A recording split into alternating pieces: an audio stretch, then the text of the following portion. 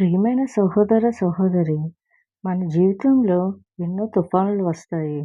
మనుషులపై నమ్మకం పెట్టుకున్నప్పుడు నిరాశ ఎదురవుతుంది. సహాయం కోసం చుట్టూ చూసినప్పుడు ఎవరూ కనిపించరు. అలాంటి సమయాల్లో కీర్తనలు 62 మనకు ఒక గొప్ప సత్యాన్ని గుర్తు చేస్తుంది. నా రక్షణ ఆయన నుండే వచ్చుచున్నది అని, ఆయనే మన కోట అని, ఆయనే మన రక్షకుడు అని.